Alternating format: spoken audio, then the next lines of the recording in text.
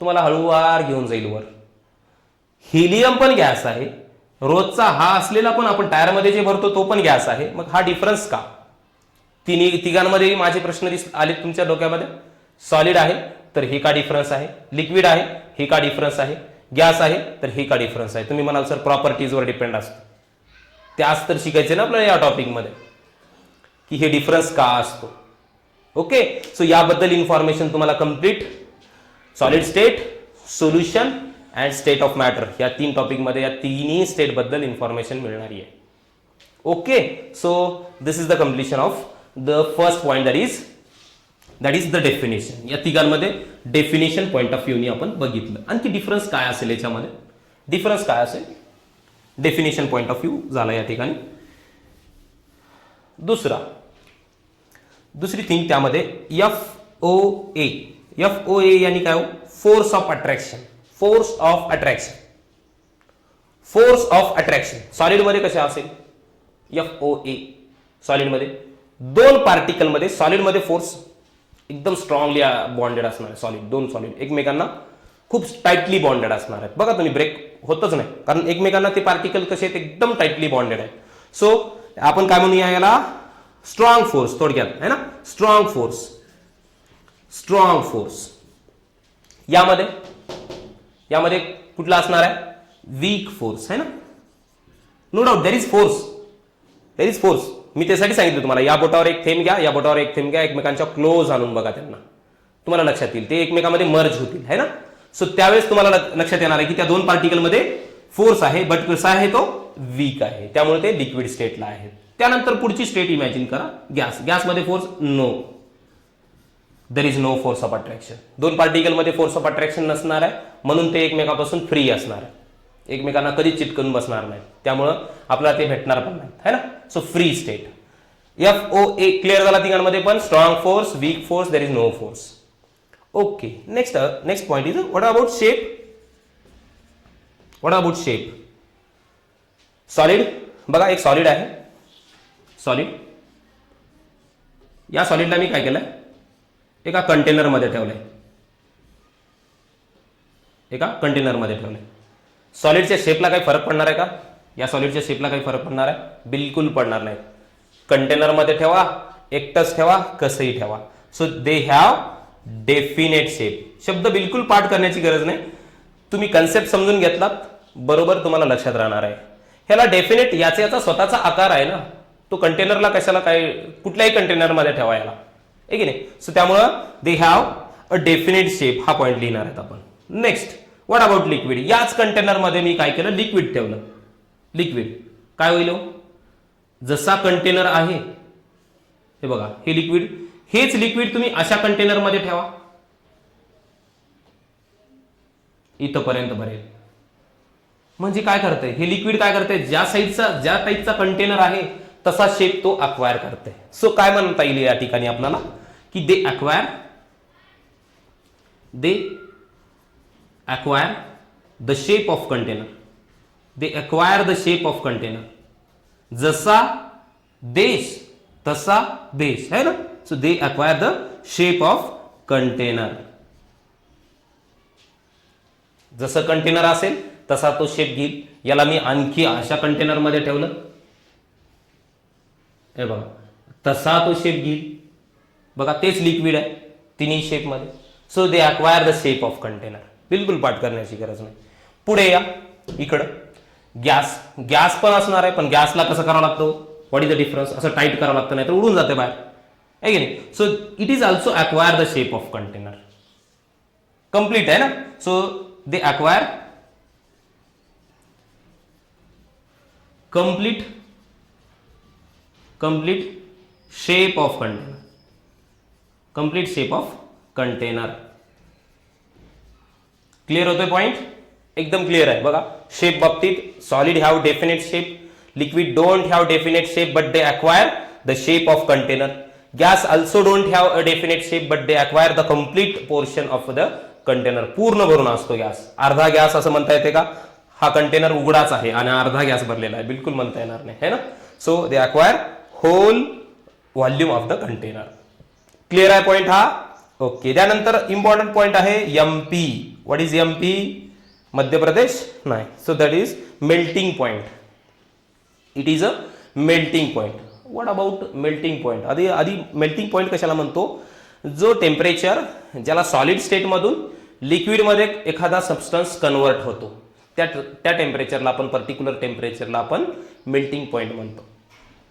The temperature at which solid get converted in to liquid, that particular temperature we called as melting point. Clear आहे एकदम? Melting point. Okay. So एखाद्या सबस्टन्सचा melting point काय असेल? बघा, solid आहे. As a nature विचार करा. सध्या ज्या रूम टेम्परेचरला आपण आहेत, जे काही सॉलिड आहेत त्यांना मेल्ट करण्यासाठी त्या सॉलिडला, आता हा सॉलिड आहे, मला याला मेल्ट करायचं आहे, मला हे जे टेम्परेचर आहे रूम टेम्परेचर पेक्षा जास्त करावं लागेल, त्यावेळेस हा मेल्ट होईल. इथे गोष्ट लक्षात. सो काय करावं लागेल याच्यामध्ये? हा पॉइंट मला काय लिहायचं आहे की मला temperature more than room temperature करावं लागेल, त्यावेळेस तो सॉलिड मेल्ट झाला पाहिजे. So solid have melting point more than, above than room temperature. कुठला पॉइंट लिहिणार आहे मी? Above than RT. Room temperature पेक्षा मला जास्त करावं लागेल टेम्परेचर, त्यावेळेस रूम टेम्परेचरला असलेला सॉलिड हा मेल्ट होईल. That is melting point. So the melting point of solid is above the room temperature. What about liquid? सध्या तो लिक्विड स्टेटमध्ये आहे. वॉटर आहे, सध्या लिक्विड स्टेटला आहे. त्याचा मेल्टिंग पॉइंट मागेच आहे ना, सॉलिड मधून कन्वर्ट व्हायचं आहे लिक्विडमध्ये, त्यावेळेस टेम्परेचर जे असणार आहे त्याला आपण मेल्टिंग पॉइंट म्हणतो. सध्या लिक्विड आहे म्हणजे तो मागेच कुठेतरी मेल्ट झालाय.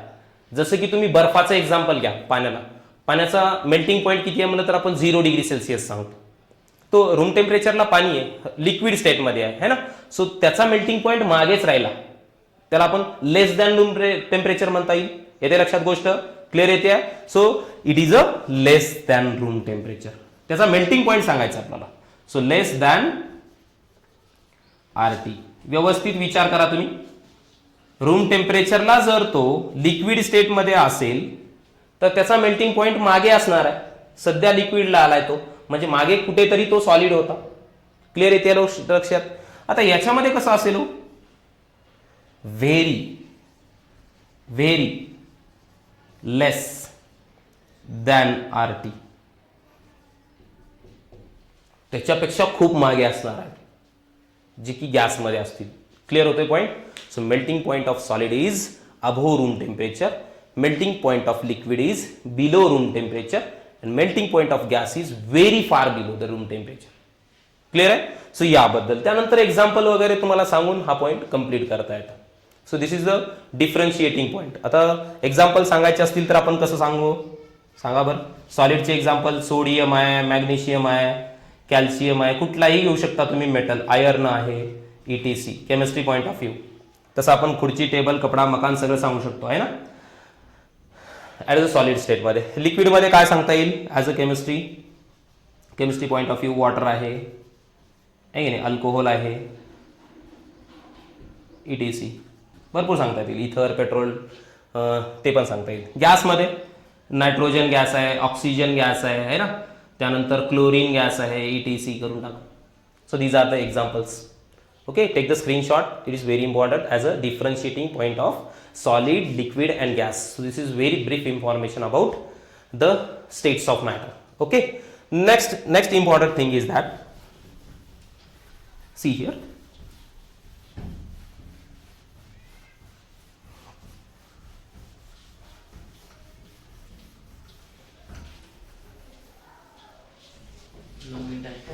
नऊ मिनिट आहेत का? स्टॉप केले का? नाही, 9 मिनिटांमध्ये मी पॉईंट कंप्लीट करतो. 8 मिनिटं बोलायचं ना. अरे बाप, चला ठीक आहे. So next point is solid, liquid, gas, inter conversion. बघा, रूम टेम्परेचरला जर सॉलिड असेल, मला काय करावं लागेल? हीट करावं लागेल, त्यावेळेस ते काय होणार आहे? लिक्विड होणार आहे. बरोबर आहे? बरोबर आहे. त्यानंतर पुढे जा. लिक्विड मधून जर गॅस करायचं असेल तर मला काय करावं लागेल?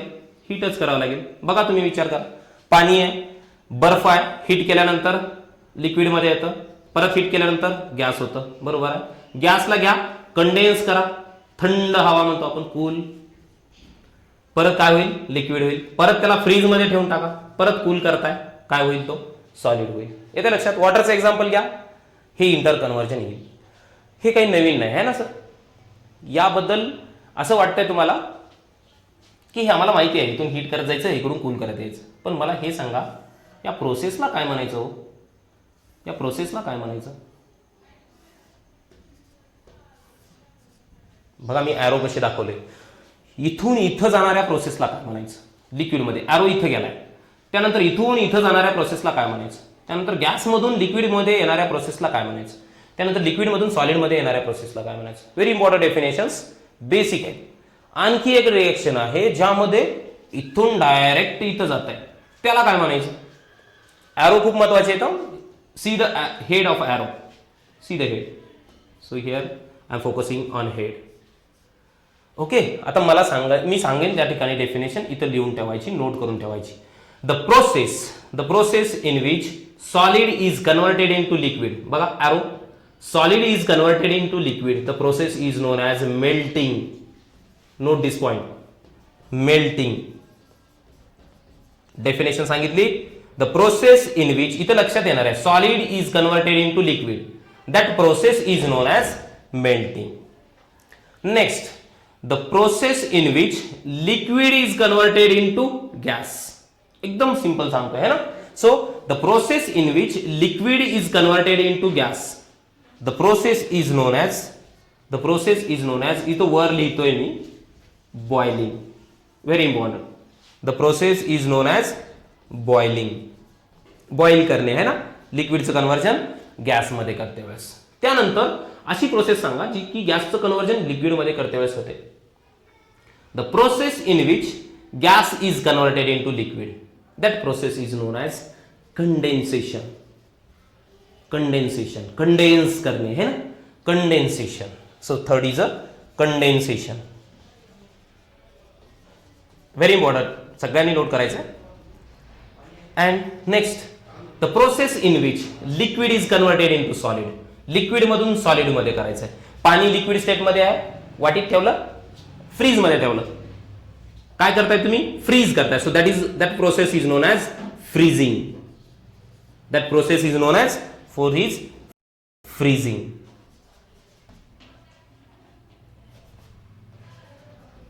Freezing.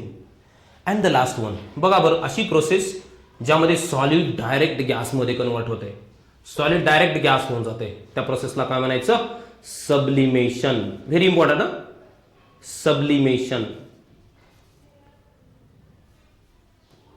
Sublimation. So fifth one is sublimation.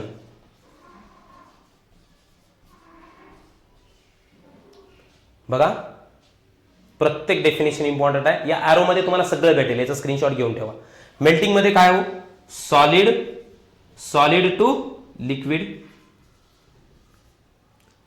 Definition मध्ये काय ऍड करायला, द प्रोसेस इन विच, सगळ्यामध्ये तेच आहे ना, the process in which solid is converted in to liquid, हेच म्हणायचं आहे. महत्वाचे वर्ड हे दोन आहेत. Boiling, the process in which liquid to gas. Condensation, gas to liquid. Freezing, liquid to, हे इम्पॉर्टंट वर्ड आहे, liquid to solid. And last one is direct, solid to gas. बघा तुम्ही सगळे एक्झाम्पल आहेत. सॉलिड मधून लिक्विड मध्ये convert होणार तुम्ही वॉटरला घेऊ शकता. वॉटरला फ्रीज केलेला आहे, त्याला हीट द्या, सॉलिड मधून लिक्विड मध्ये होते, त्याला आपण काय म्हणतो, मेल्टिंग म्हणतो. दुसरी जी प्रोसेस आहे लिक्विड मधून गॅसमध्ये होणारी, आपण बघा तुम्ही वॉटरला बॉईल करा, हीट 100 टेम्परेचर 100 डिग्री सेल्सिअसच्या वर करा, बॉईल होऊन वेपराईज होऊन जाईल है ना, ते गॅसमध्ये कन्वर्ट होईल, त्याला आपण बॉइलिंग म्हणतो.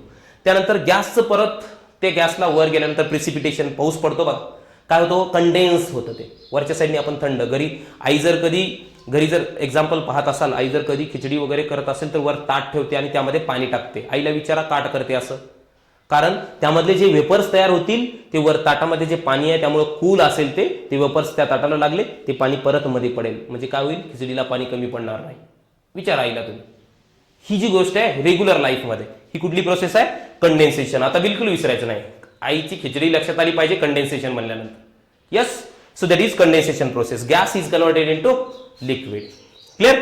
Next freezing. फ्रीजिंग मध्ये काय, आपण लहान असते वेळेस आईस्क्रीम बनवतो वाटीमध्ये पाणी घेऊन फ्रीजमध्ये ठेवून टाकायचं आहे की नाही. सो दॅट इज फ्रीज करणे है ना. सो फ्रीजिंग, लिक्विडचं कन्व्हर्जन आपण कशामध्ये? सॉलिडमध्ये करत होतो.